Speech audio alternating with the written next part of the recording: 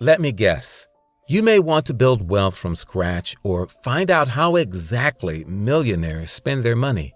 You want to be a millionaire, live and spend like them. If that's it, this is just the right video to help you discover their secrets and become a millionaire. In this video, I'll reveal how Charlie Munger gradually moved from the bottom of the wealth ladder to the top. Very importantly, you'll find out why many millionaires appear broke and how they spend their money. Finally, towards the end of the video, you'll see how you can replicate the financial strategies of millionaires to grow your finances too. So let's dive in immediately. Charlie Munger and many other millionaires around the globe prove that anyone can be rich. Yeah, why is it that people can't think clearly about investing or decisions in their lives? Well, they don't think very well about sex or gambling either. You know, the standard human condition is a lot of miscognition. And there are ways to make hay of that, or? Yes, you can take advantage of other people. You can improve your own life by eliminating your miscognition. There are 3 famous routes to getting rich. Number 1, winning the lottery. Number 2, inheriting riches from a late relative. Number 3, working extremely hard and smart for your money. But wait, while you might think options 1 and 2 are the easiest ways to get rich, ironically, they are the worst ways to get rich. For one, there's a higher chance of you getting struck by thunder 47 times in your life than winning the lottery. Just kidding. But only a few people, as few as the number of giant trees in a desert, get to win the lottery in their lifetimes. The second option might seem the way forward, but it isn't in your hands. I wouldn't advise you to wait for the death of a wealthy relative. More so, I can assure you that the rich relative has your name written down in his will. Rather than hoping for ways to become a millionaire you can't control, focus on what you can control. That leaves us with the very last option, working hard and smart. That's how Charlie Munger grew from 0 to millions. And the good thing is, you can too.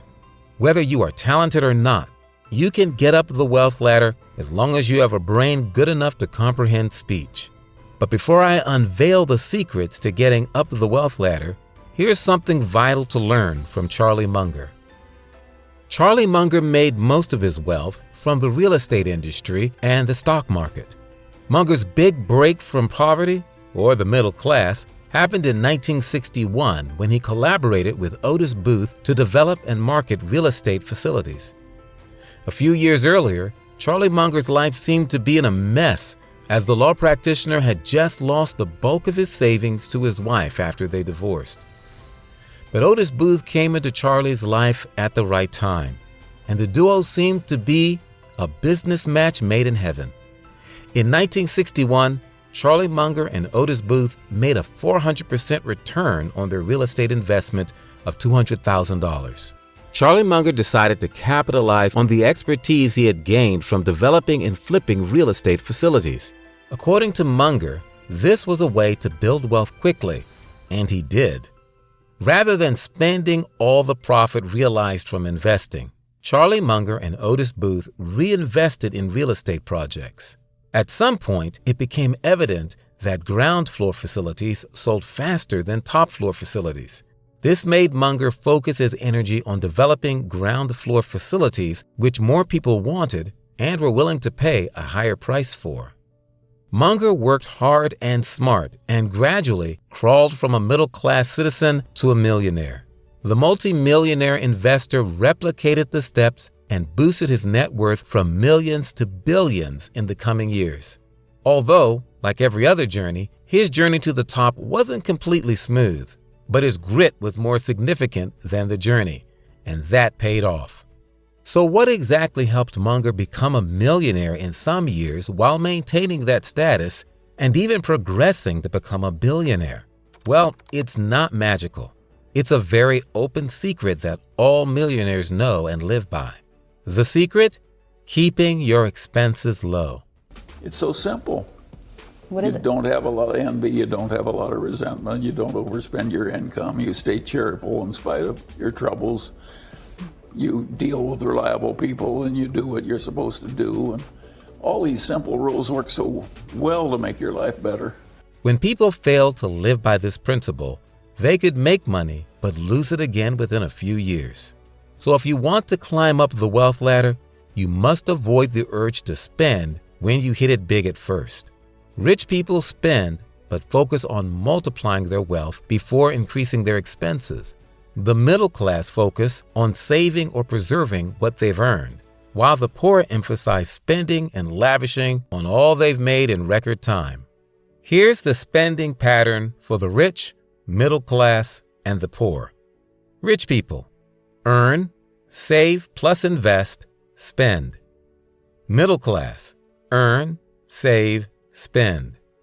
Poor people: earn, spend, earn some more, spend some more.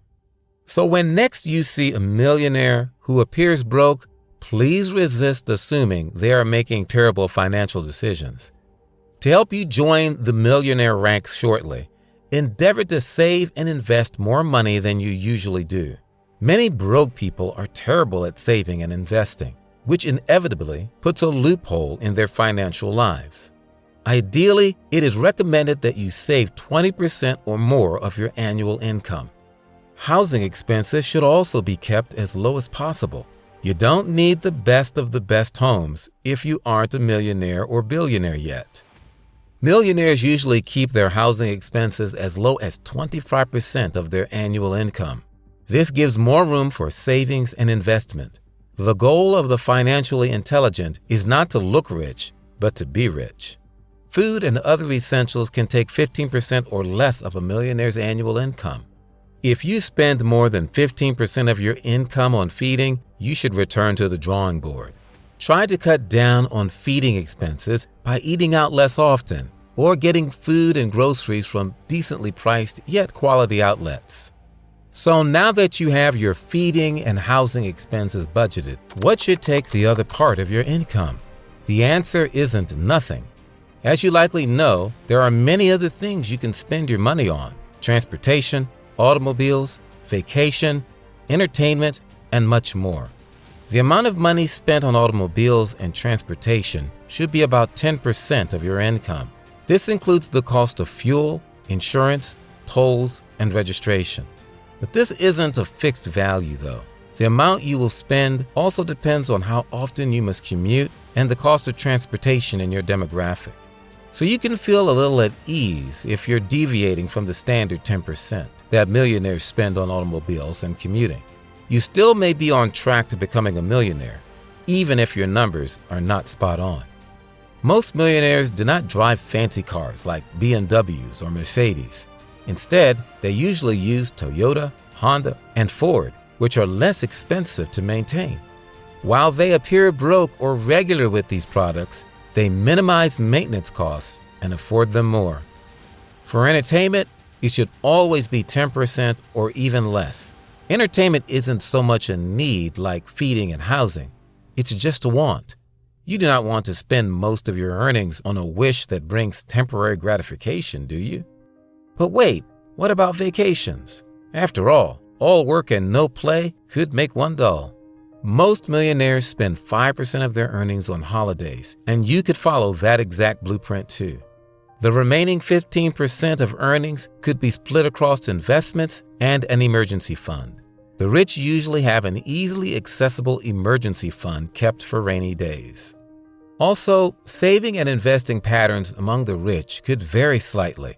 Some millionaires use a portion of their savings as investments, while others strictly separate assets from savings. No matter the strategy, a portion of the money should always be kept untouched, free of stock market fluctuations. So how can you become a millionaire too? To know how to become a millionaire, you need to understand the categories of millionaires we have. There are 4 categories of millionaires, and every millionaire you know falls into one of these categories.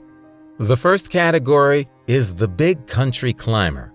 This group of millionaires made their money by working for a unicorn company, adding value to the company, and improving their network to get to the top. They are 101% devoted to their jobs and always want to be the best and nothing less. The second category of millionaires is the virtuosos. This group of millionaires have in-depth skills and knowledge in their niche and are compensated well for their skill set and know-how. Formal education is a requirement for virtuosos, and an excellent example of a virtuoso is Chris Do, the founder of Founder. The next category is the dreamer entrepreneur. They have big dreams and pursue aspirations like starting their own company or becoming an author or a singer. They love what they do and can do it even if they never earned a dime.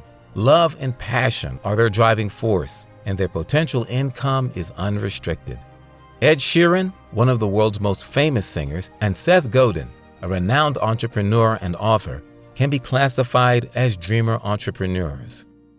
The final category of millionaires is the saver investors.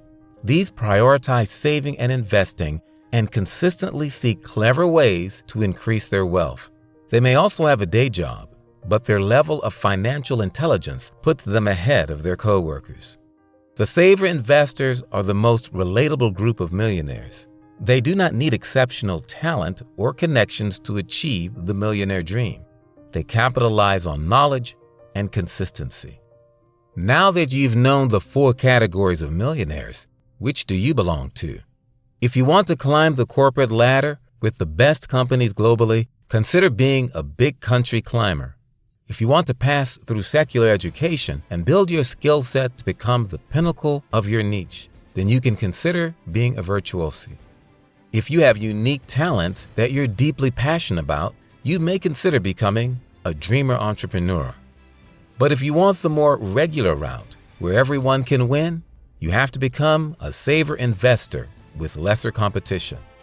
As a saver investor, you could invest your savings in a high-yield savings account, a portfolio of EFTs that invest in assets with short maturities, or a buffered ETF maturity like the S&P 500.